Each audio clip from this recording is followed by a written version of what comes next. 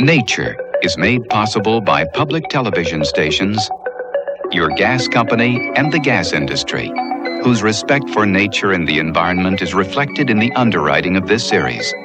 America's gas industry provides 160 million people with natural gas energy all across the country.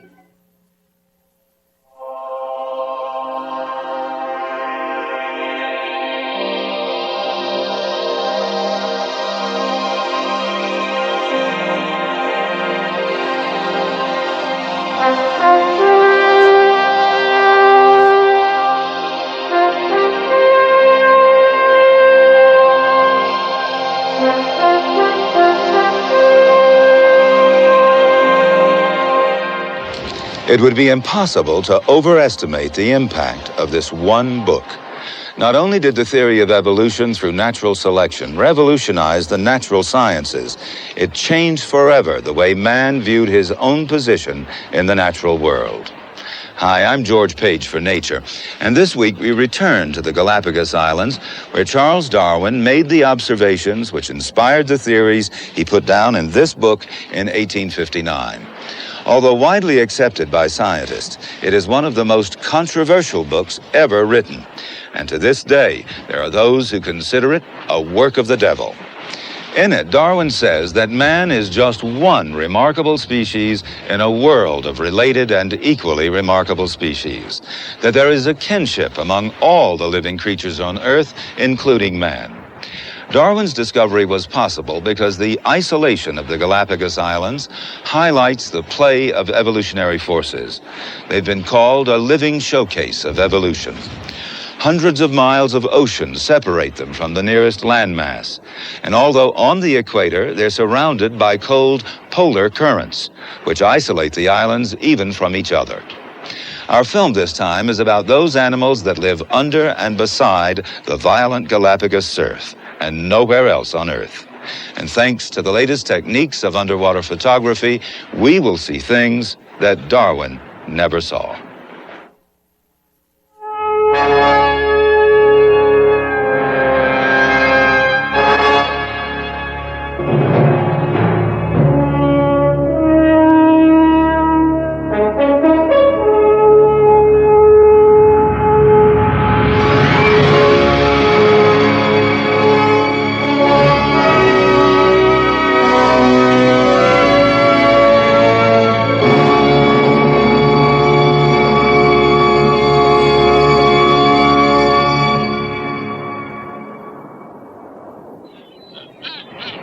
The Galapagos Islands lie 600 miles out in the Pacific off the coast of Ecuador.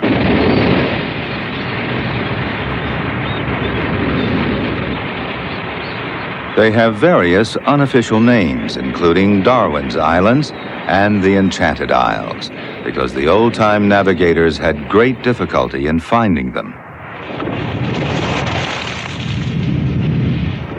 Perverse winds and currents took their ships off course. But the seas around them and the wealth of marine creatures those seas support are as improbable and intriguing as the islands themselves.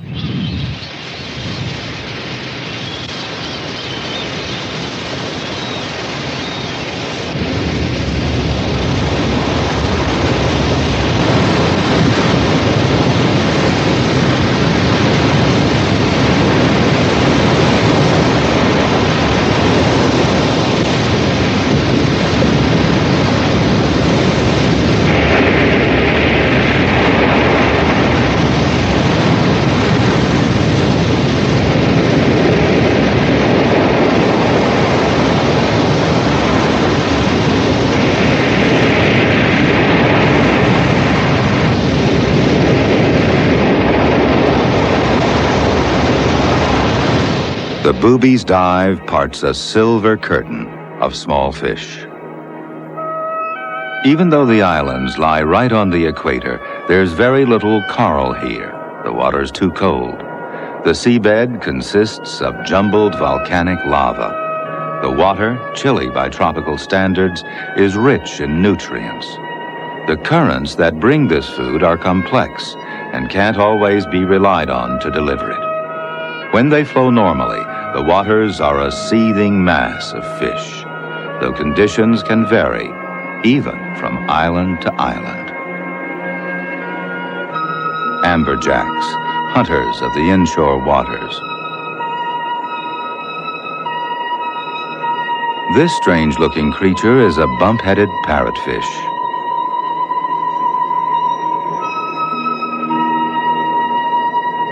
A shoal of golden eagle rays.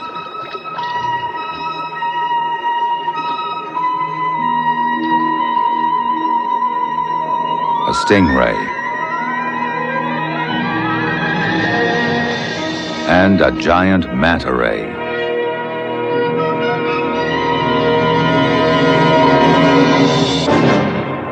Like the manta, the whale shark, the largest fish in the ocean, is harmless, a sweeper-up of the plankton swarms.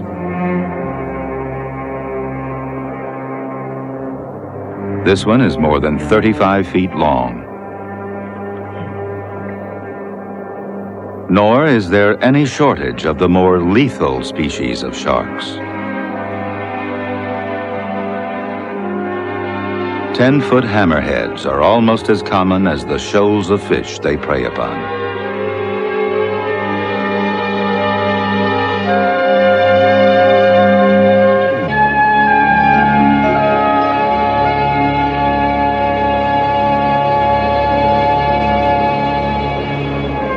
The fish are only part of the underwater scene.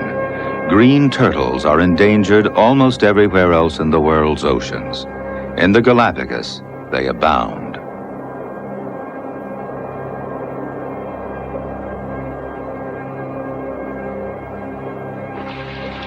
This is the only place in the world you can find a penguin on the equator. Most live south in the cold Antarctic seas. The Galapagos penguin is the most northerly of the world's 14 species. Even so, they only nest in one small part of the archipelago, and then only when the water is cold enough for them to breed.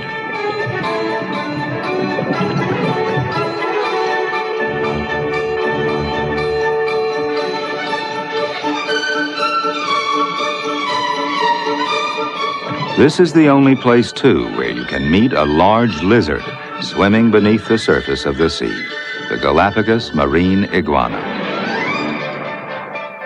Pacific bottlenose dolphins delight in riding on the pressure wave from the bow of any boat that passes.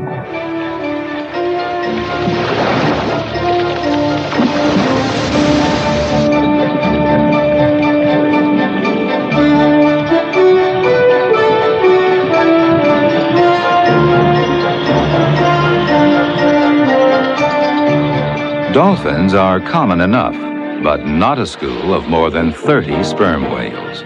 They've been hunted out of existence practically everywhere else.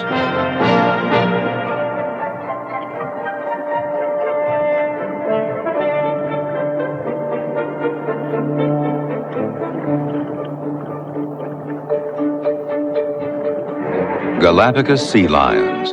Like so many other Galapagos creatures, they're a separate subspecies.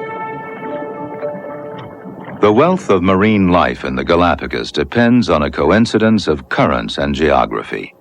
Driven by southeast trade winds, the cold Peru current sweeps up the coast of South America, causing rich upwellings from the seabed. Off Peru, it's diverted toward the Galapagos, where it joins the west-flowing South Equatorial Current. These currents not only produce rich feeding, they lower the water temperature by several crucial degrees.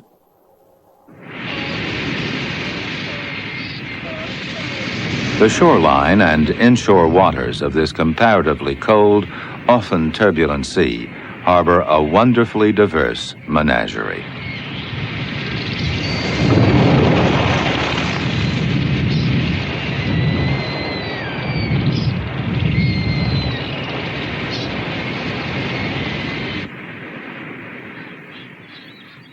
It's impossible to venture far along the rough lava shores of the main islands without encountering the intimidating but quite harmless reptile, the marine iguana.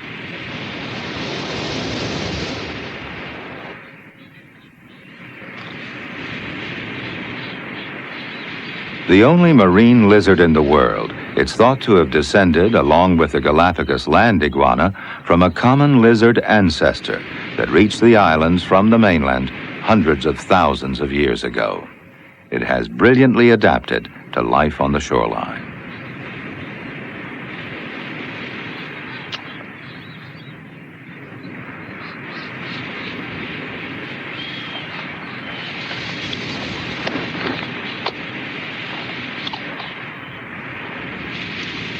The blunt snout allows it to graze seaweed close to the rocks. The powerful legs are ideal for climbing rough, steep surfaces.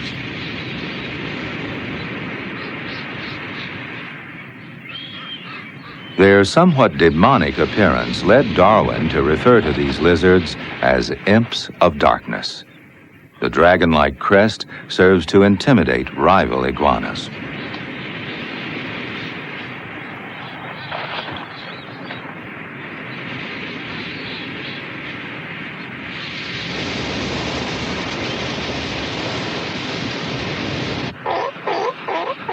But there can only be one candidate for the starring role in the pageant of the shoreline, the Galapagos sea lion. The original sea lion colonists probably came from California or Mexico's Sea of Cortez, far to the north.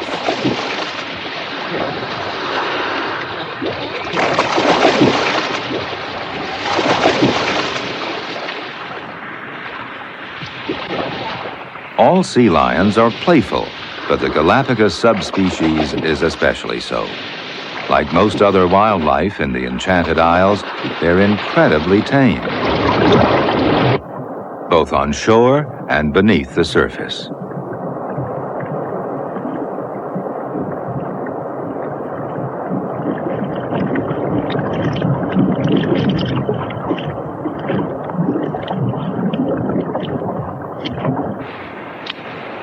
The Galapagos fur seals came from the south, lured thousands of years ago by the cold Peru current.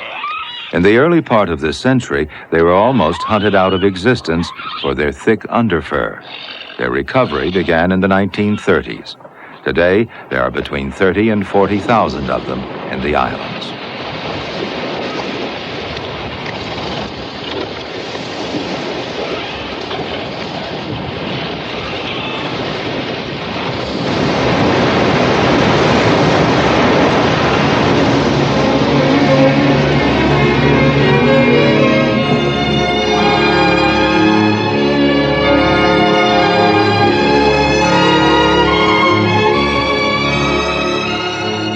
In an underwater grotto on the shoreline of the island of Santiago, the sea lions joined fur seals in playing with a strip of nylon rigging lost by a passing boat.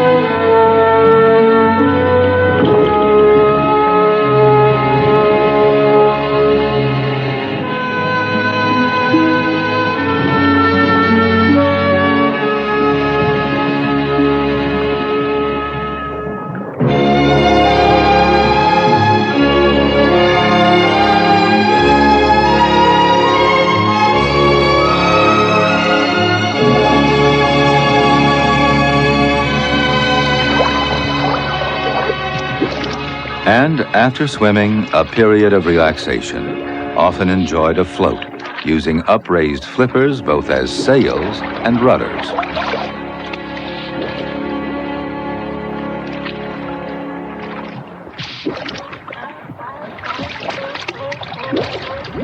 The sea lions and fur seals are native permanent residents of the islands. The green turtles just visit the Galapagos to mate and lay their eggs. The green turtle is an endangered species. due to exploitation of both adults and their eggs on tropical beaches everywhere. Galapagos waters are probably the only place in the 7 seas where you can be sure of seeing a pair mating.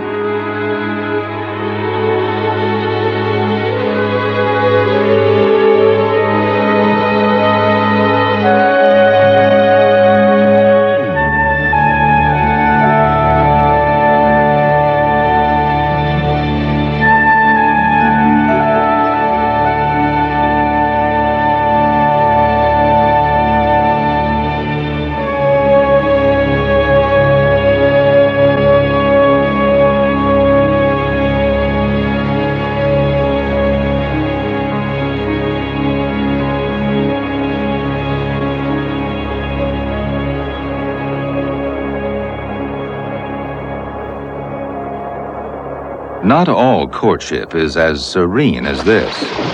During the mating season, the beach masters, the adult sea lion bulls, continually battle for dominance of territories and females.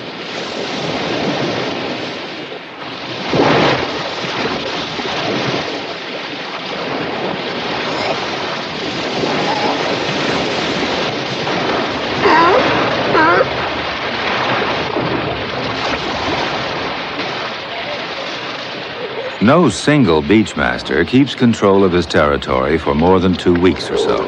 The wear and tear is far too great. So mastery of the beach is always changing and challenges continually being met. The cows, meantime, manage to appear unconcerned. A month after the pups are born, the females are ready to mate again. This mother, quite exceptionally, has produced twins. She doesn't at all like the postnatal attention of the Galapagos mockingbirds attracted to the remains of the placental sac. These are Espanola mockingbirds.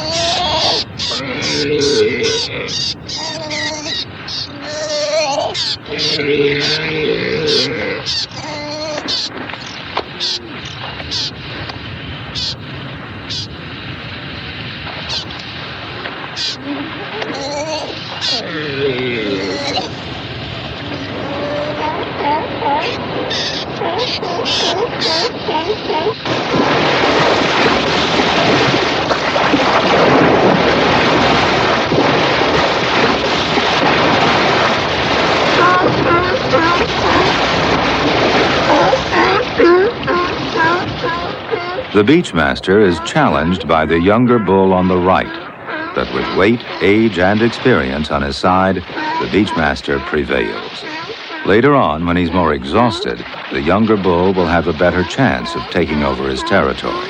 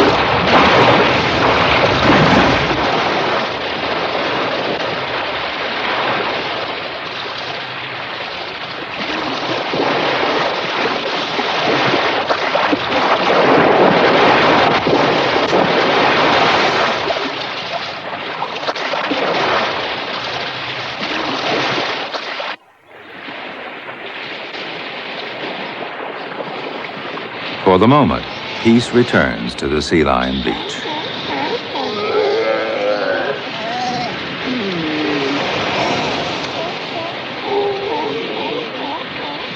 Where there are sea lions, there are always flies, and the yellow warbler exploits the situation.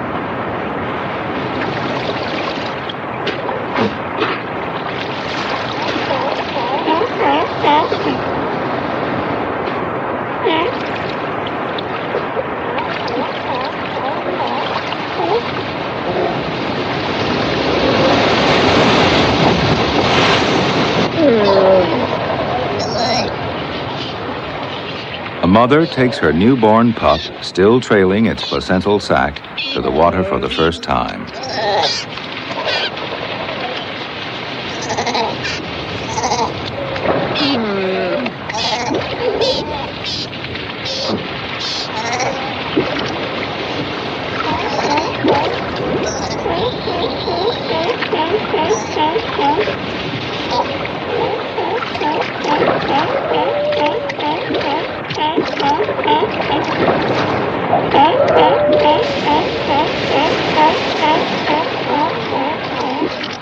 She's very cautious and keeps it in a pool surrounded by rocks.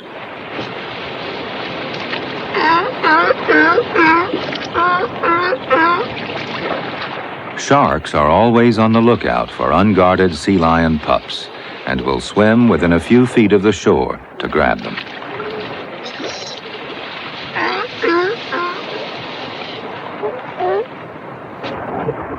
Sharks in the Galapagos become extremely bold in pursuit of prey, though there's no record of them attacking humans. About 20 reef sharks have cornered a shoal of needlefish in a small inlet in the shoreline.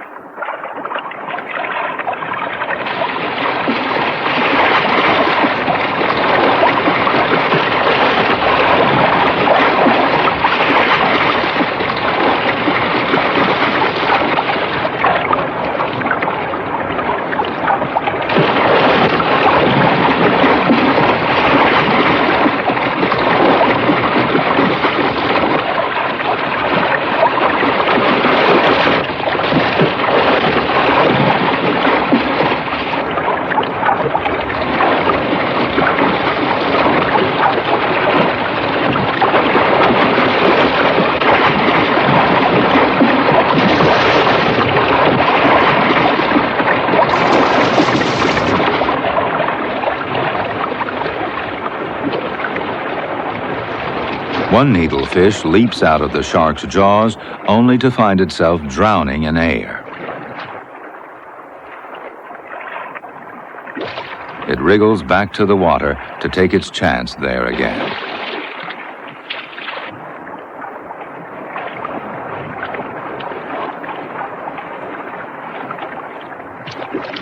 A cold sea on the equator, a sea full of nutrients brought by cold currents and rich upwellings. Of all the marine animals that profit from what these currents bring, the Galapagos sea lion is always most in evidence. It's the prima donna of Galapagos waters, or perhaps the prima ballerina would be a better description.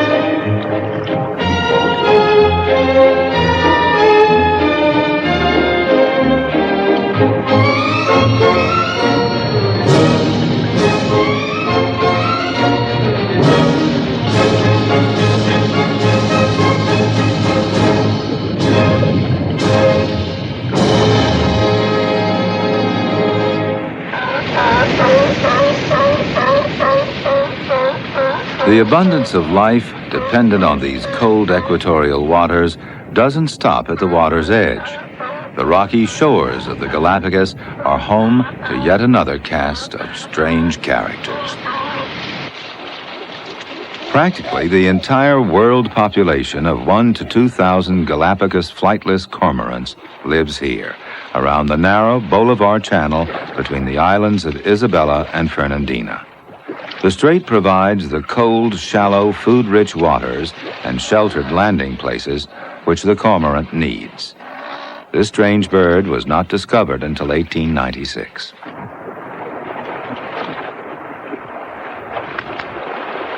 The cormorant has wings, or rather, the remnants of wings, but they're no longer used for flying. It exchanged flying efficiency for underwater efficiency long ago, probably because there were no land predators to threaten it in the Galapagos. Courtship usually begins in the water. The female, the far smaller of the pair, at first dives to escape the male's attentions.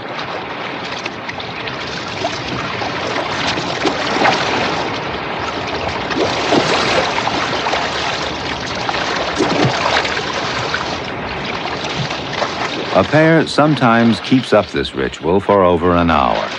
As she comes to accept the male, both birds begin to dip their heads in the gesture called snake necking. As he becomes less aggressive, they swim together, and strong surf doesn't deter them in the slightest.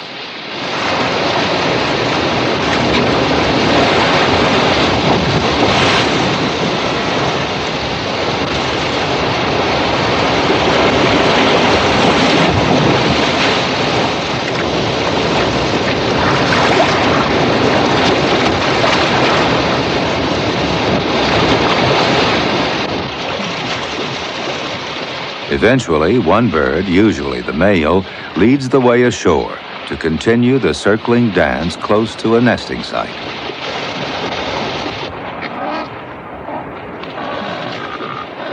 The pair often display together at 3 or 4 possible nesting places.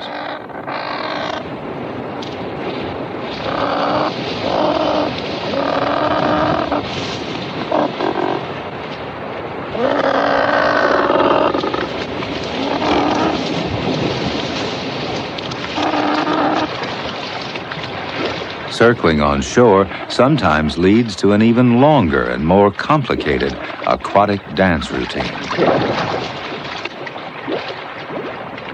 This time, the female makes no attempt to escape her suitor. The dance now has all the signs of a well-cemented union.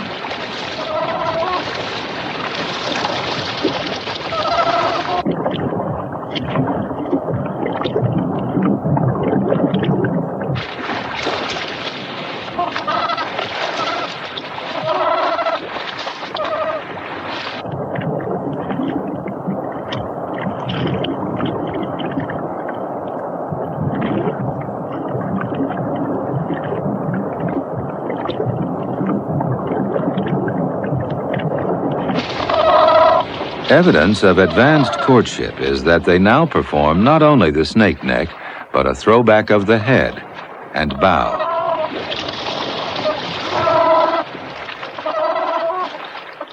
Fortunately, even with such a tiny world population, there's no sign that this unique species is in danger.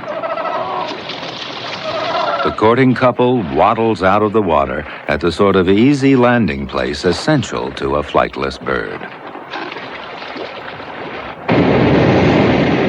This is not a suitable cormorant beach.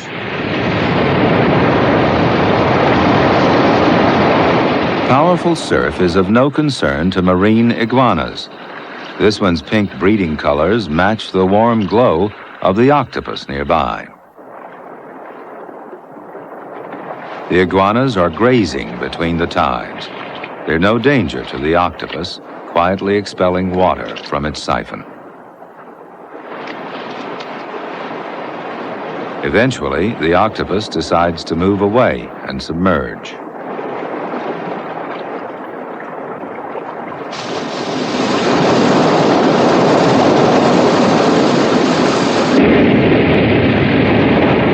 After his 5-week visit to the islands in 1835, Charles Darwin wrote that he believed the iguanas ate seaweed on the ocean floor. Later naturalists contested this, claiming the lizard's food was limited to seaweed exposed by the tide. In fact, the iguanas do both. However, they are not, as Darwin thought, restricted to only one sort of seaweed. They eat several species. Their teeth form a very efficient serrated rasp for gnawing weeds off the rock.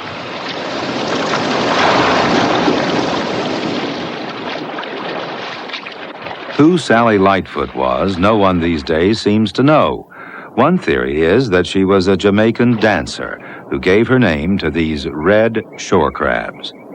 They fall easy victims to underwater predators, so avoid submerging whenever possible.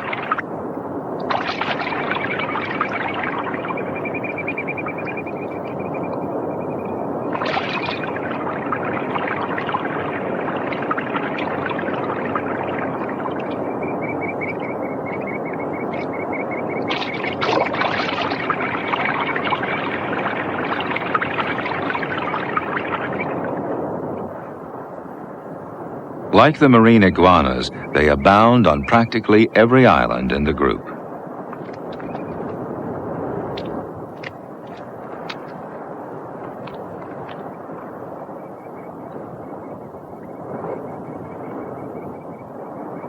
That small black iguana is a young one, not yet ready to breed.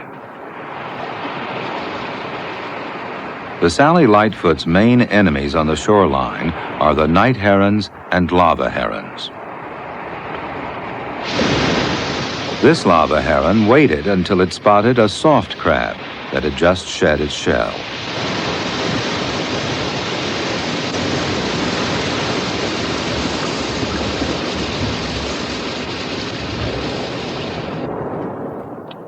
As the tide flows and the rock pools fill, the marine iguanas start to feed underwater, just as Darwin forecast.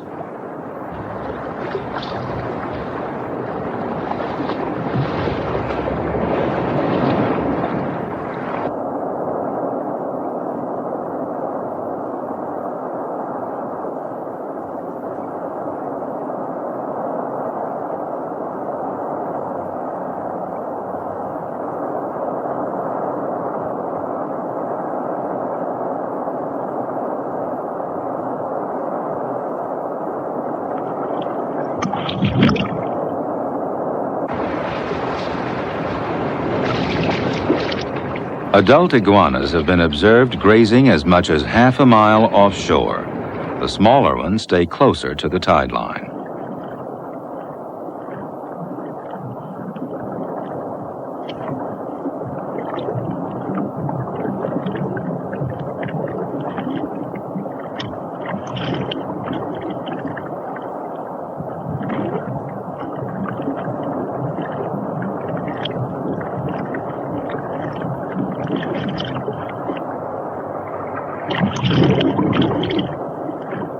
They swim by driving themselves along with movements of body and flattened tail. Legs play no part and are held close to the sides.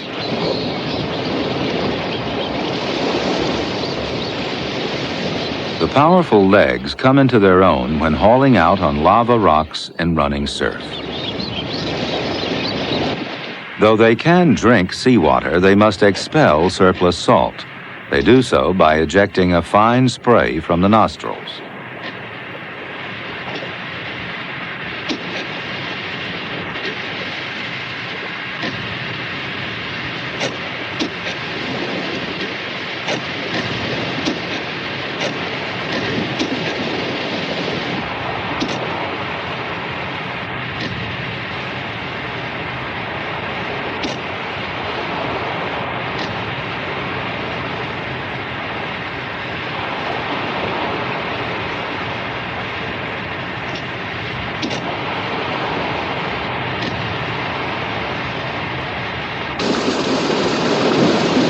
Though the lava heron will take crabs, it much prefers small fish like these young mullet.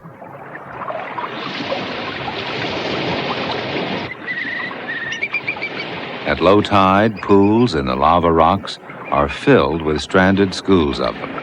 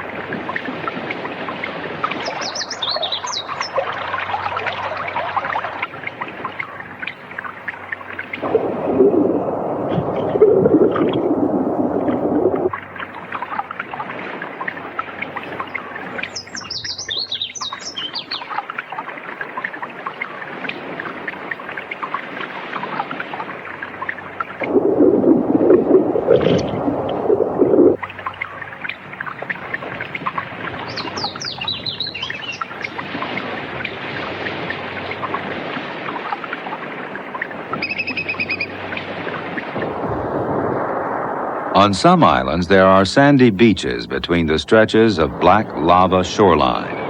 In the early part of the year, they appear to have been the scene of a miniature tank battle.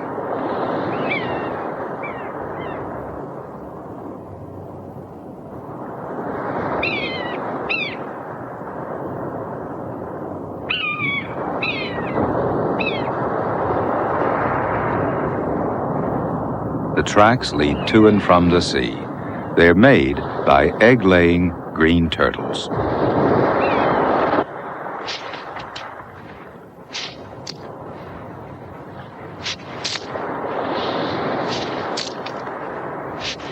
Most females lay their eggs at night, but this one is still busy at sunrise.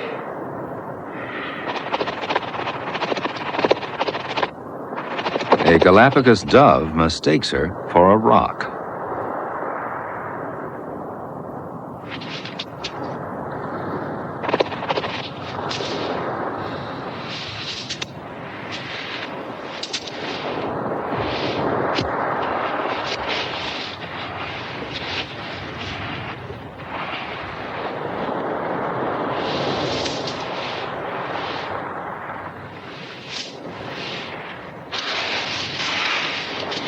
The Galapagos is one of the few breeding places in the world where the green turtle and her eggs are safe from man. However, domestic pigs introduced by settlers and gone wild are a serious menace. On some beaches, they dig up almost every nest.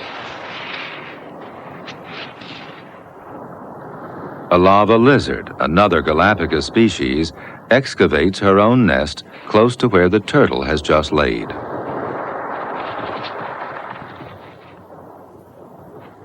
It's a female in breeding colors. She won't do any damage. The turtles themselves do that by digging up each other's nests because suitable beaches are so much in demand.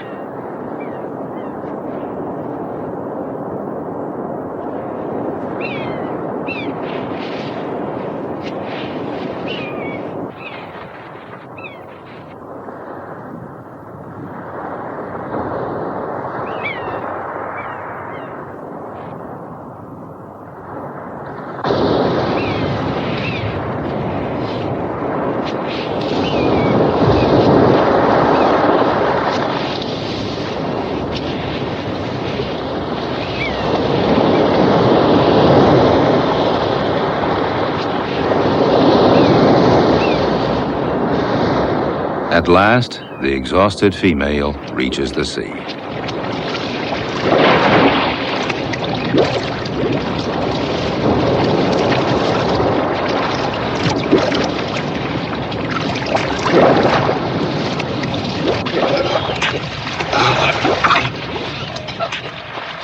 On a sandy beach, which the turtles wisely don't patronize, the sea lion pups are already boisterous and playful.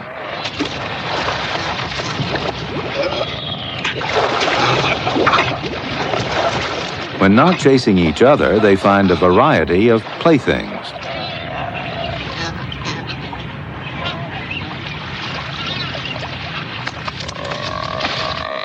That's a pencil-spined sea urchin.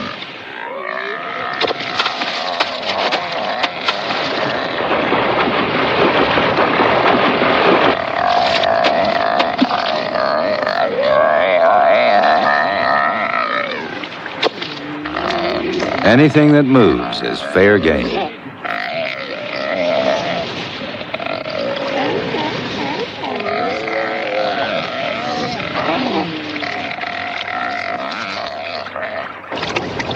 A favorite sea lion pastime for young and old alike is pulling the marine iguana's tail.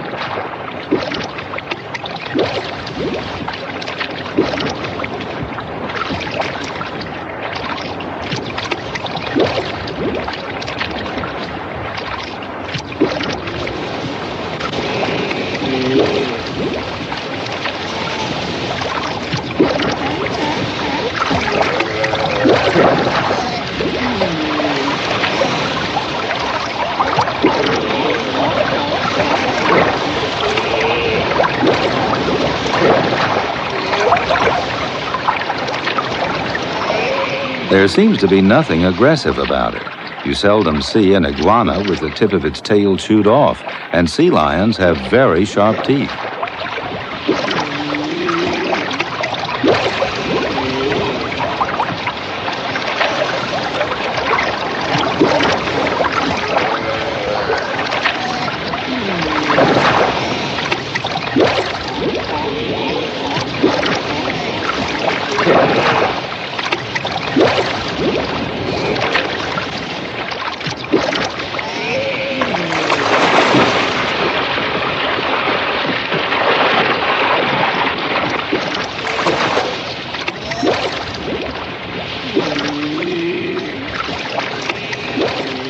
The iguana escapes, apparently none the worse for wear.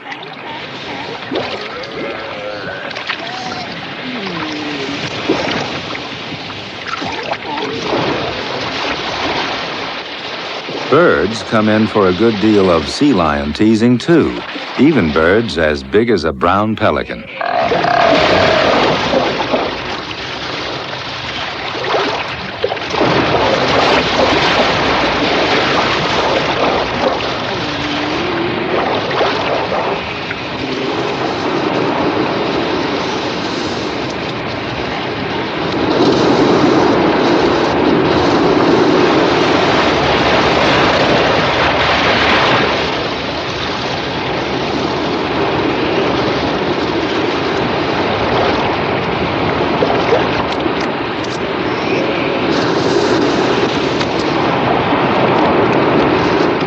All this play probably has a function in speeding reactions and alertness. Alertness is a quality a young sea lion badly needs in Galapagos waters. When the beaches are crowded with young, the sharks come in, looking for an unguarded pup.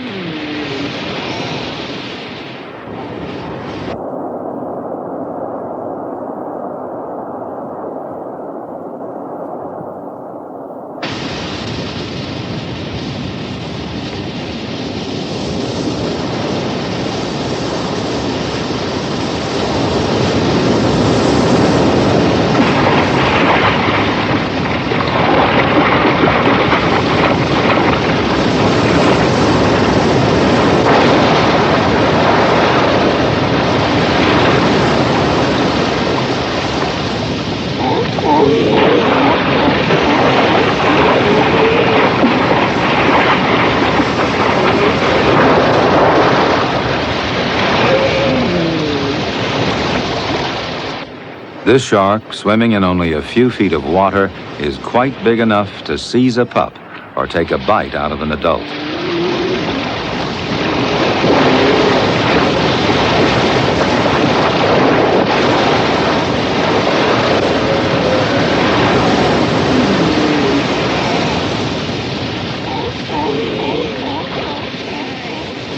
A pair of young bulls decides things have gone far enough.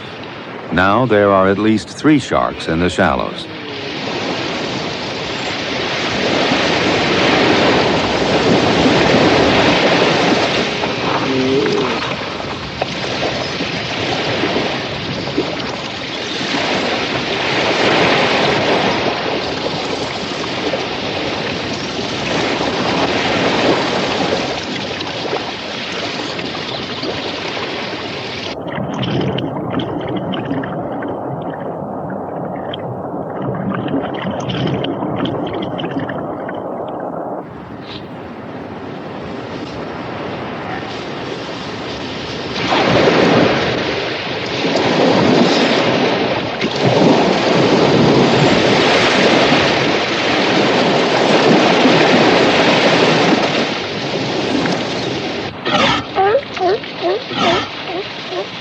The bulls were taking a big chance when they challenged the sharks.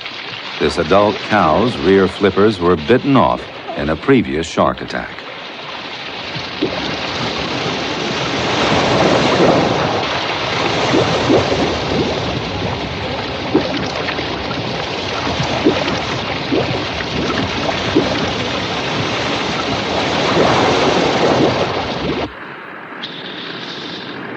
About 12 weeks after the eggs were laid at the top of a sandy beach, the young green turtles are ready to hatch.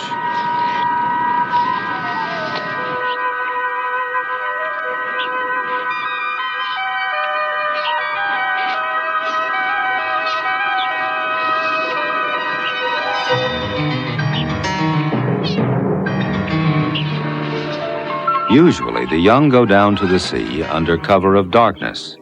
When a batch waits until well after sunup, they expose themselves to all kinds of danger.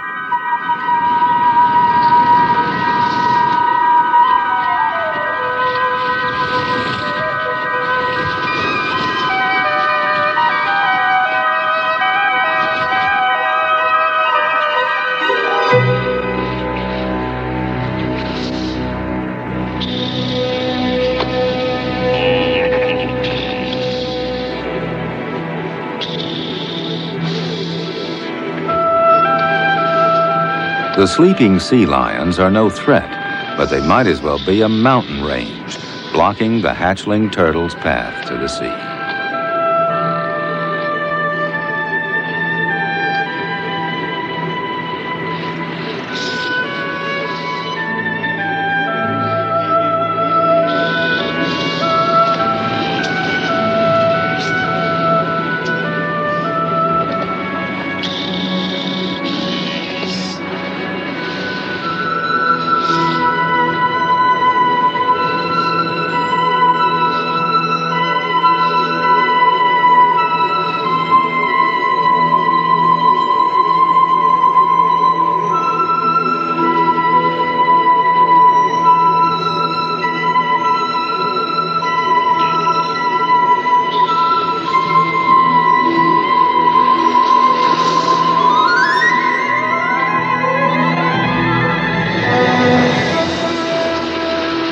By the time the first young reach the tide's edge, the predators have spotted them. A frigate bird swoops in.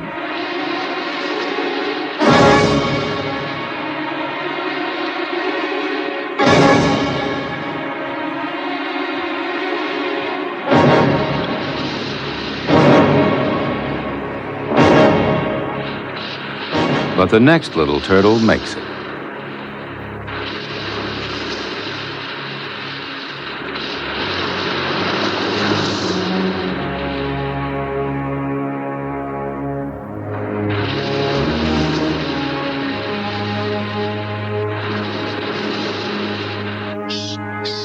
The mockingbirds are quick to exploit any opportunity. To a newly hatched turtle, Their long beaks are lethal.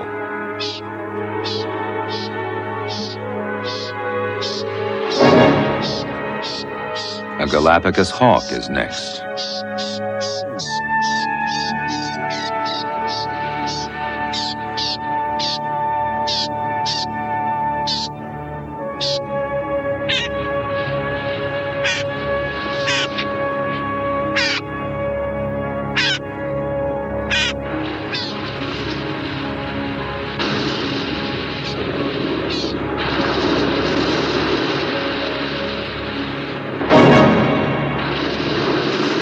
A disastrous hatching, but a few do reach the breakers, there to take their chance with shoals of predatory fish.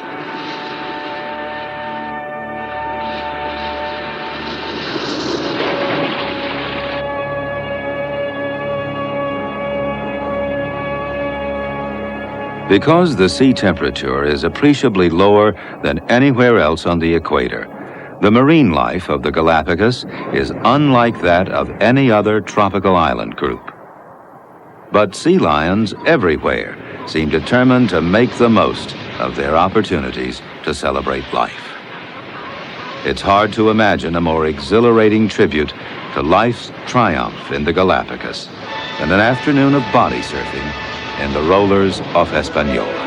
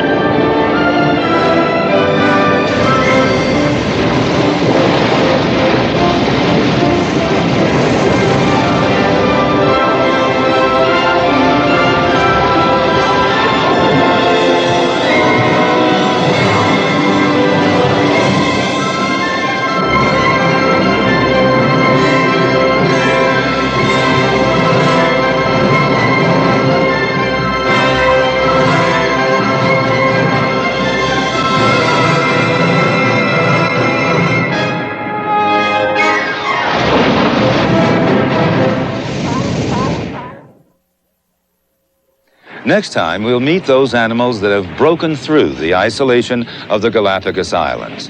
One species in particular has already set in motion the most profound changes ever in the natural history of the ancient islands. That species, of course, is man. I'm George Page for Nature. Nature is made possible by public television stations, your gas company, and America's gas industry, supplying natural gas across this land of ours, providing gas energy to fuel industry, warm homes, heat water, and cook meals for over 160 million people from coast to coast.